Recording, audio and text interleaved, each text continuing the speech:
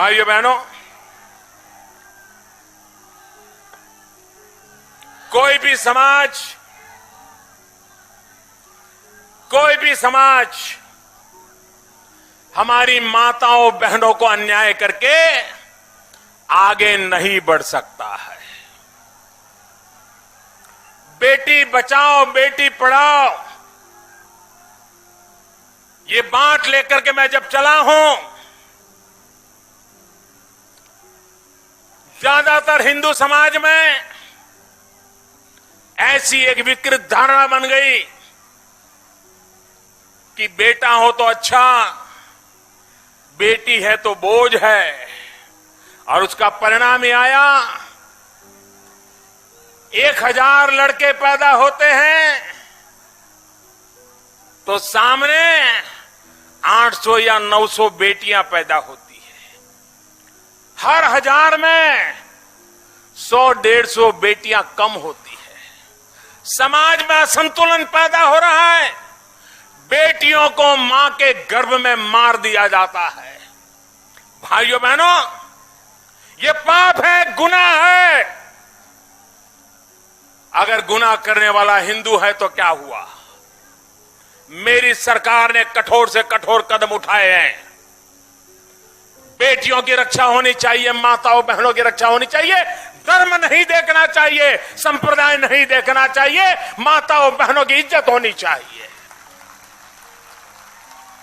हमने हिम्मत से इस बात को आगे बढ़ाया है। अब बात आई है तलाक की।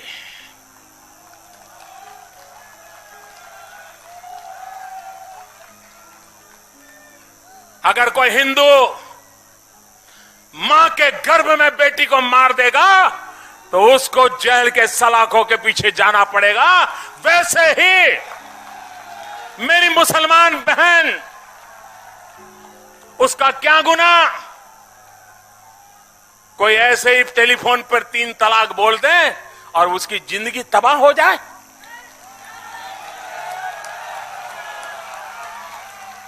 क्या मुसलमान बेटियों के हकों की रक्षा होनी चाहिए कि नहीं होनी चाहिए? क्या मुसलमान माताओं बहनों को रक्षा मिलनी चाहिए कि नहीं मिलनी चाहिए? क्या मुसलमान बहनों को समानता का अधिकार मिलना चाहिए कि नहीं मिलना चाहिए?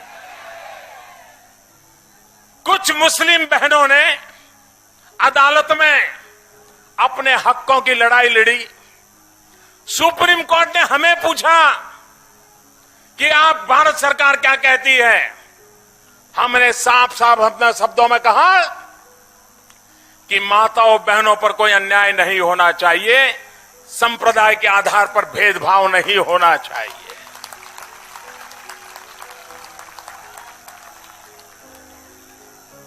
मैं हैरान हूं, हिंदुस्तान की कुछ पॉलिटिकल पार्टियां वोट बैंक के भूख में 21वीं सदी में मुस्लिम औरतों के साथ अन्याय करने पर तुले हुए हैं। ये कौन सा न्याय है? और इसलिए भाइयों बहनों, चुनाव अपनी जगह पर होते हैं, राजनीति अपनी जगह पर होती है, लेकिन हिंदुस्तान की मुसलमान औरतों को उनका हक दिलाना, भारत के संविधान के तहत दिलाना, ये सरकारों की और समाज की जिम्मेवारी होती है। मैं मीडिया से आज सार्वजनिक रूप से अनुरोध करना चाहता हूं, टीवी डिबेट करने वालों से मैं अनुरोध करना चाहता हूं, ये 3 तलाक को लेकर के जो विवाद चल रहा है, मेहरबानी करके उसे सरकार और विपक्ष का मुद्दा न बनाएं। मेहरबानी करके उसको भाजपा और अन्य दलों का मुद्दा मत बनाएं। मेहरबानी करके उसको हिंदू और मुसलमान का मुद्दा न बनाएं। डिबेट ये होनी चाहिए कि मुसलमान समाज में जो शास्त्रों को जानते हैं, जो कुरान को जानते हैं, ऐसे एक्सपर्ट लोग टीवी पर आए, वे चर्चा करें। जो पक्ष में है वो मुसलमान बताए पक्ष में है, तो जो विपक्ष में है तो वो मुसलमान बताए क्या उनके तर्क है। देश की शिक्षा होनी चाहिए, देश का ज्ञानवर्धन होना चाहिए। मुसलमान समाज में पढ़े लिखे जानकार लोग हैं, आधुनिक विचार रखने वाले लोग हैं। मुस्लिम महिलाएं पढ़ लिख करके मुस्लिम महिलाओं के हितों के लिए अच्छे से अच्छा विचार रखने वाली है। अगर टीवी डिबेट करते हो, मीडिया में चर्चा करते हो, उसको हिंदू मुसलमान का मुद्दा मत बनाइए। मुसलमानों में जो लोग सुधार चाहते हैं और मुसलमान में जो सुधार नहीं चाहते, उनकी चर्चा हो, ताकि देश के 125 करोड़ नागरिक जान सके कि सचमुच में मुद्दा क्या है। अरे लोकतंत्र में चर्चा होनी चाहिए और सरकार ने अपनी बात रख दी है। और इसलिए जो लोग 3 तलाक के मुद्दे से हट करके ऐसे ऐसे विषय उठा रहे हैं और लोगों को भड़काने की बातें करते हैं, इस देश में हिंदू को भी मां के गर्भ में बेटियों को मारने का हक नहीं होगा। वो हिंदू होगा तो भी जेल जाना पड़ेगा। इस देश में मुस्लिम बहनों को भी 3 तलाक कह करके बर्बाद करने वालों लोगों को भी आज के युग में बर्बाद करने का मौका नहीं दिया जा सकता है। इन माताओं बहनों की रक्षा होनी चाहिए और इसलिए हम काम कर रहे हैं। भाइयों बहनों, आज बुंदेलखंड की धरती पर मैं जब हेलीकॉप्टर से आया था, मैं देख रहा था मीलों तक रास्ते भरे पड़े थे, लोग शायद पहुंच भी नहीं पाए होंगे। ये इतना जन सैलाब, और अभी ठंड शुरू नहीं हुई इसी गर्मी में। भाइयों बहनों, दिल्ली में बैठे हुए लोगों को पता चल गया है कि अब उत्तर प्रदेश की जनता ने उत्तर प्रदेश के लिए वोट देना तय कर लिया है।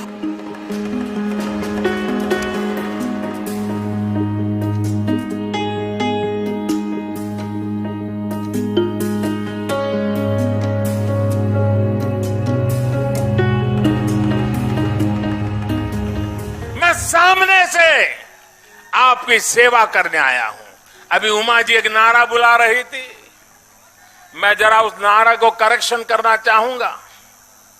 उमा जी ने कहा, मोदी जी आप राज करो, हम आपके साथ हैं। जी नहीं, नारा ये बुलाया, मोदी जी सेवा करो, हम आपके साथ हैं। मोदी राज करने के लिए पैदा नहीं हुआ है। मोदी राज करने के लिए पैदा नहीं हुआ है।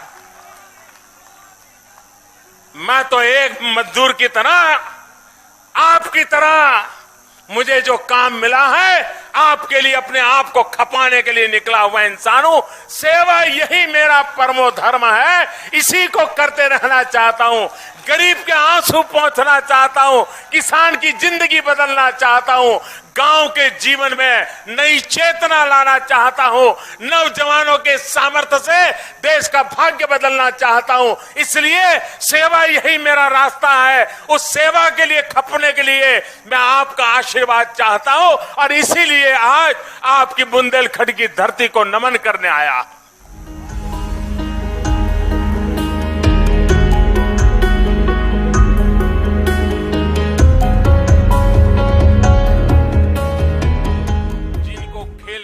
उन्होंने खेल खेल लिए, जिन्हें पाना था उन्होंने पा लिया। कभी सपा, कभी बसपा, कभी सपा, कभी बसपा, उनकी तो दुनिया चलती रही, आपकी दुनिया में कोई बदल नहीं आया मेरे भाइयों बहनों। और इसलिए उत्तर प्रदेश में आने वाले 10 साल में उत्तर प्रदेश को हिंदुस्तान का उत्तम से उत्तम प्रदेश बनाने की अगर आपको इच्छा लगती है तो इन सपा बसपा के चक्कर से बाहर निकलिए भाई। बहुत हो चुका। आपने देखा होगा जब चुनाव आता है और सपा की सरकार हो तो बसपा वाले सपा के भ्रष्टाचारों पर ढेर सारे भाषण सुनाते हैं, तू मैं करते हैं, आरोप लगाते हैं, जनता को भ्रमित करके फिर खुद बैठ जाते हैं। लेकिन क्या 5 साल बसपा वालों ने काम किया? एक भी सपा वाले को जेल भेजा था क्या? एक भी सपा वाले के खिलाफ कोई कदम उठाए थे? नहीं उठाए। अभी भी वो सपा को गालियां देंगे, आपको भ्रमित करेंगे, और अगर सत्ता में आने का अवसर मिला तो फिर वो दोस्ताना कर देंगे पर्दे के पीछे, कोई किसी पर कदम नहीं उठाएगा। ये सपा बसपा दोनों एक दूसरे के लिए यही करते हैं। आप आपके समय में लूटो, मैं मेरे समय में लूटूंगा। जब आपकी बारी आए तब मेरी बात मत बताना, जब मेरी बारी आएगी तब आपको नहीं बताऊंगा। यही सपा बसपा का चल रहा है, उसी ने उत्तर प्रदेश को तबाह करके रखा है। उत्तर प्रदेश का भाग्य बदलना है तो सपा और बसपा के चक्कर से बाहर निकलिए भाइयों।